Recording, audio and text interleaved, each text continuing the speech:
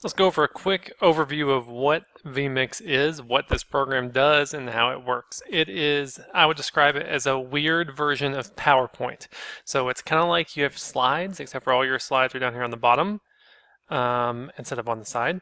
They also don't move in sequential order. We'll talk about that in a second. So they're slides that you kind of have to always pick which slide is coming next, and they start out by being all blank. So what we need to do first is get some items down here on your slides, and basically your slides will be images or videos or even websites, and we have to build all these slides first so that then we can decide what we're going to show on the screen. We're going to do that momentarily. All these buttons here at the top, these all deal with the slideshow itself. You can make a new slideshow, open one that's already existing. You can save what you're working on. So right now we have a blank slideshow with blank slides. So there are a couple different ways that you can import things. Your buttons down here on the bottom are actually the most useful. You will barely use these at the top at all. Down here at the bottom you can add an input, and you can decide what type of input, like you want an image to be able to show up. You can browse for that image. Hopefully you will be able to, we'll get you set up with your Google Drive file stream so you can go to the team drive and get your images off of there. You might have some on your desktop, and you might grab, open.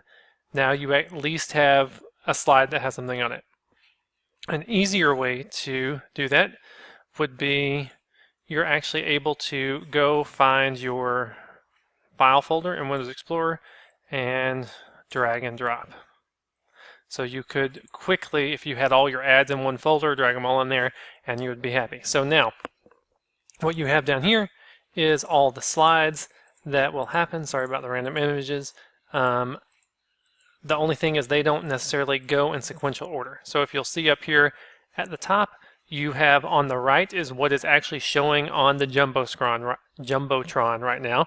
On the left is what is kind of on deck that you're going to put up there next. So this is, the right is the current one, the left will be the next one. When it is time to take and switch what's on the Jumbotron, all of these buttons, any one of these buttons will switch what's showing on the screen itself.